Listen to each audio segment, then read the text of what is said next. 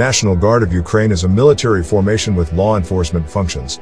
In peacetime, the National Guard of Ukraine is subordinate to the Ministry of Internal Affairs, and during the declaration of martial law, units of the National Guard are subordinated to the Commander-in-Chief of the Armed Forces and perform the task of repelling armed aggression by conducting combat operations.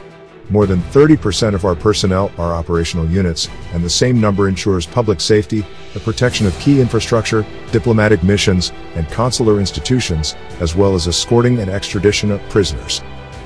With the beginning of the anti-terrorist operation in 2014, units of the National Guard actively fought against Russian forces in the Donetsk and Luhansk regions.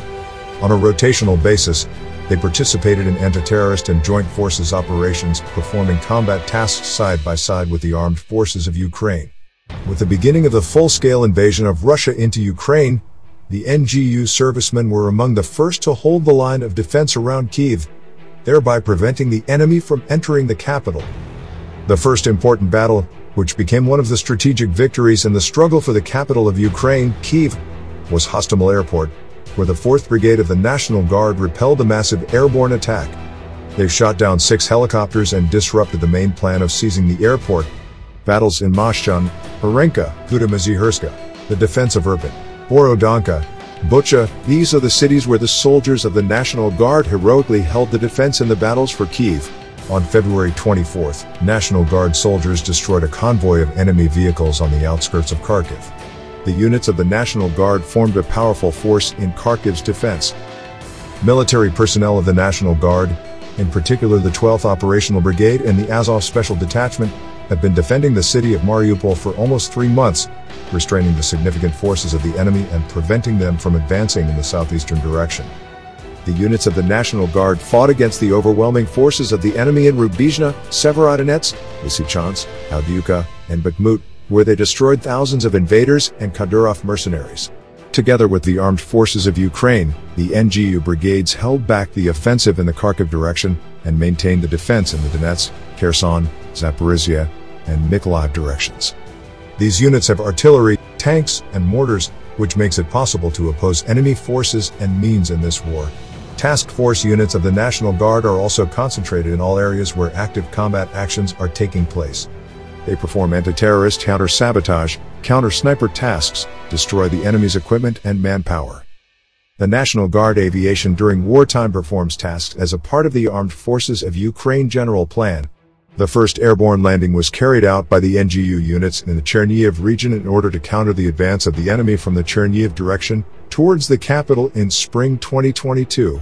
NGU pilots carry out combat missions to strike enemy positions from the air, and also carry out aeromedical evacuation in order to quickly withdraw the wounded from the battlefield. The effectiveness of strikes by National Guard aircraft reaches up to 80%.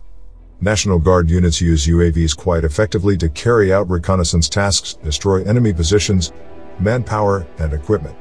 The experience gained during combat operations and the skills of UAV operators make it possible to effectively perform tasks even under the enemy's systems for radio-electronic warfare. It is worth noting that during the introduction of the legal regime of martial law, the NGU units additionally strengthened the protection of critical infrastructure facilities and diplomatic missions and consular institutions. Also, the mobile fire groups have been created to contribute to the state's air defense system to destroy kamikaze drones and cruise missiles. For this purpose, large-caliber machine guns and manpads are used. Mine pollution is a great danger. Therefore, sappers of the National Guard are involved in demining operations in order to save the lives of our citizens. Extensive work has been carried out on the territory of settlements liberated from occupation in Kyiv, Kharkiv, and Kherson regions. Demining continues in settlements near the areas of hostilities in eastern Ukraine. Today, units of the National Guard are continuing to carry out tasks at checkpoints almost throughout the territory of Ukraine. This enables continuous control over traffic, preventing crimes and the movement of enemy sabotage groups. After the liberation of territories, units of the National Guard of Ukraine daily ensure public order and curfew measures and detain subversive and intelligence groups of the enemy. The experience and capabilities of the National Guard of Ukraine, its cooperation with other security and defense forces deter the enemy from his intentions to seize the territories of Ukraine. Every day, the National Guard servicemen, with the forces and opportunities available, contribute to our victory, territorial integrity of the country. Brevity is our genetic code. We are fighting for our independence. Glory to Ukraine.